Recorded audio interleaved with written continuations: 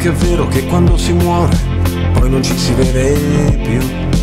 Dicono che è vero che ogni grande amore naufraga la sera davanti alla... When the French philosopher René Descartes argued that we are more than merely machines, the best piece of evidence he provided to support his dualistic perspective on human nature was the human capacity for language. Dualistic means that the soul is not the complete consequence of the body, but somehow separated from it, and in particular, a soul could live without a body. But differently from Descartes' hypothesis, and according to ever-growing scientific evidence, the mind is the complete product of the activity of the brain instead. This concept is usually called monism. Now, if we bring monism and theory of evolution together, this makes us understand that our mental life is no less than our skeleton, the product of this purely physical process we call natural selection. More to this point, our mental abilities have not evolved to please a god, and not as a series of lucky random accidents either, but rather for the purpose of survival and reproduction. Therefore, it is necessary to explore human mental life and its origin in order to understand our own true nature. We will begin with what many believe is an exclusive ability of human beings: self-awareness.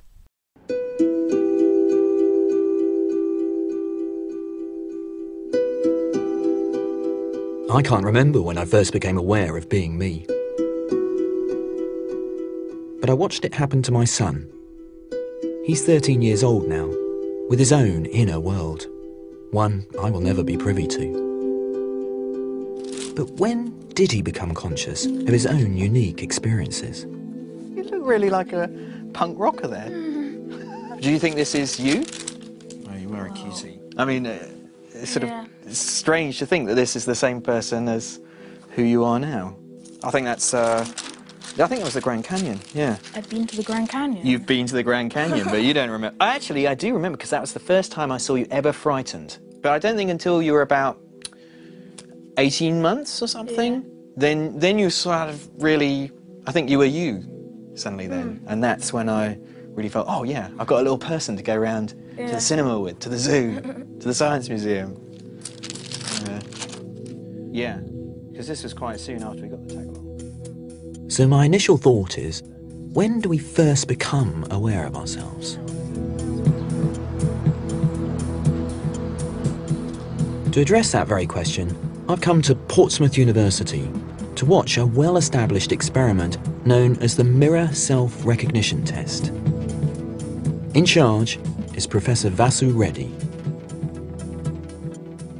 When we've made sure that the child's actually seen himself or herself in the mirror, at least for a few seconds, made eye contact with the self, as it were, we get the mother to the side, and basically I'm going to ask her to take a tissue and pretend to be wiping the child's nose. And while she's doing that, surreptitiously place one of these spots, which is one way in which you can do this test, for example. Right, yeah. So this is going to be placed on the baby? Just below the cheek there. Okay. But slightly to the front, so that you do actually see it. First up is 16-month-old Owen and his dad Gavin. If Owen knows who he is, he should notice the mark and know it is on his cheek. Basically what we're looking for is when the child then finally, on his or her own, wanders to the mirror, catches sight of this, what we're looking for is clear evidence, clear signs of seeing the face in the mirror and immediately moving the hand to touch the mark.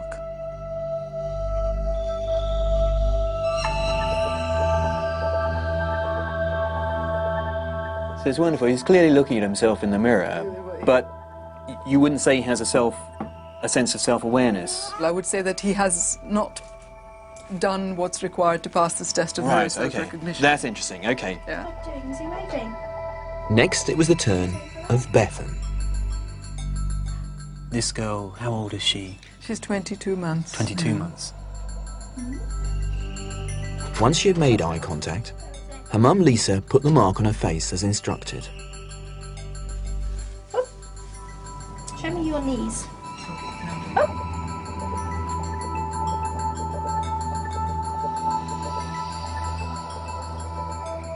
That was extraordinary, wasn't it? The moment she saw herself, she was looking at other things. It was absolutely amazing. There's me. Oops, what's that? She recognizes that the person that she feels in her body is the same as that visual image, so... Yeah. Time and time again, this test demonstrates that it's between the ages of 18 and 24 months that we become self-aware. But the question of how it happens remains mysterious. It's strange to think that there was a time when I would have been in front of that mirror and looking at myself, and I wouldn't have realised it was myself. I wouldn't have touched that mark. We almost take our sense of self-awareness for granted, but maybe we shouldn't. You know, maybe it's a really special thing. It's kind of curious to think, how unique is it? Are humans the only ones who have that sense of I? I've always wondered whether animals are conscious. Do they have a sense of I? Does an elephant know it is an elephant? How could I know it knows? Where does consciousness stop? Perhaps it doesn't. Perhaps it's a gradation. Could a single cell be conscious?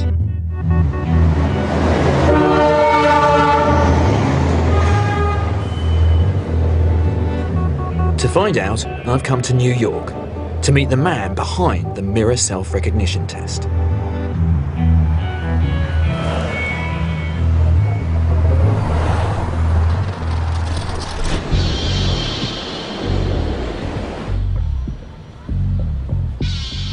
It was posing such questions that 38 years ago, Professor Gordon Gallup devised the mirror test. Though his idea was to use it not on babies, but on animals. So Gordon, how did you come up with this beautiful idea of the mirror self-recognition test? Well, one day I found myself shaving in front of the mirror, and it occurred to me, wouldn't it be interesting to see if chimpanzees could recognize themselves in mirrors? So do chimpanzees pass this test? Indeed they do. Not only do chimpanzees pass the test, but orangutans and humans. Hundreds of other species have been tested, and to date, the only compelling evidence is for chimpanzees, orangutans, and humans. It is this that distinguishes us great apes from other animals and gives us a unique relationship with the world. To be self-aware means that you can engage in mental time travel. You can think about yourself in relationship to things that happened in the past, the present, and may even happen in the future. Our heightened level of self-awareness has bestowed upon mankind an evolutionary advantage that's allowed us to shape the world according to our vision. But the ability to envisage the future has a profoundly unsettling consequence. The price you pay for being aware of your own existence is having to confront the inevitability of your own individual demise. Death awareness is the price we pay for self-awareness.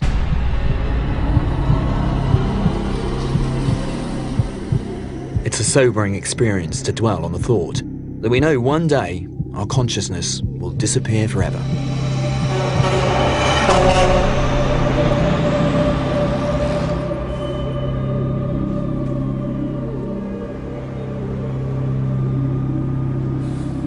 So self-awareness is an ability that we share with other great apes, and this is in harmony with the perspective that human mental life emerged thanks to an evolutionary process. But what is really exclusive to humans? Now, it is interesting to note that human babies have an innate capacity to understand that an adult is pointing to an object in order to define the adult's interest in that particular object. This ability to associate an intention to a gesture is completely absent in all other primates, and I think it is closely related to our unique ability to develop a language. In other words, spoken language should be the result of a particular blend of an ability of the single individual, like self-awareness, and the social ability to relate such awareness with that of the others, creating, this way, a new level in the environment in which human beings happen to live, something that we can define more properly as culture.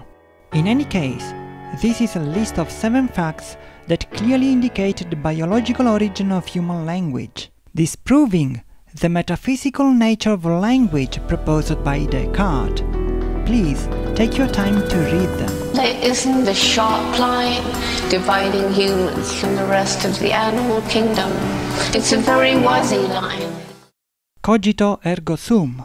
We cannot use this phrase like a mathematical theorem to demonstrate I exist, because we implicitly use the concept of I also in their hypothesis. We should treat it more properly as an axiom. More to this point, the mirror test demonstrates that babies learn unconsciously the sense of I before their full language maturity. Even more, the sense of I emerged in our common ancestor with other great apes before human language. The sense of I is an axiom within the computational system of any human language. Besides, we cannot isolate ourselves within our spoken language. Rather, spoken language is always the product of a collective enterprise. Not only in the obvious sense that the baby needs a social stimulus to develop his own language, but also in the sense that the vast majority of words we use were created well before us in an indefinite past thanks to the unconscious contribution of innumerable other human beings who spoke languages that, in most cases, we would define as different from ours. Languages that no longer exist. Something similar can be thought of the genes of our bodies. They were created for the first time in the bodies of other living beings in a distant past. Creatures that we would define as different species from ours, and in most cases, species that no longer exist. I think, therefore I am. To this it should be added the result of a collective enterprise that relates me to billions of other living beings arranged according innumerable generations that span through the deep time of this earth. Therefore, billions of other living creatures, most of them not of my species, not speaking my language, and not sharing my culture, must have existed before me. The secrets of evolution are time and death. We are each of us a multitude. More to this point, language, just like DNA, is subjected both to accidental changes and improvements when it is passed on from one generation to another. Therefore, human languages evolve incessantly, and we can arrange them according to evolutionary patterns that resemble the biological tree of life. But this is mostly cultural evolution, not a biological one. The neuronal circuitry responsible for the computational system that develop our ability for language have remained the same since the beginning of the first great human civilizations. And in fact, contemporary spoken languages are in a way more sophisticated if compared to more ancient ones under the perspective of their fundamental linguistic characteristics, like syntax, morphology, phonology, or the ability to convey abstract thinking. And in no way the language used by Einstein, for example, was more sophisticated than the one spoken by a hunter from a Central Africa village. But languages, not only as a collection of rules and words, have been evolving and changing all the time, reflecting and supporting other forms of cultural evolution. For example, Einstein used words several centuries old like mass, space, time and gravity that nonetheless acquired new meaning thanks to his work. Besides, we have also gained completely new words like black hole. What separated Einstein from the African hunter was a cultural gap, not a linguistic one. So, language is the real gate where we begin to enter what is exclusive to human nature. In fact, it has a biological origin, and one of its fundamental ingredients is to be found in a distant past that we share with other great apes. But also language has allowed us to create a collective form of mental life that we call culture. A mental environment to which every human being is called by nature to give her or his own contribution. In other words, language made our species hardwired to be soft-wired.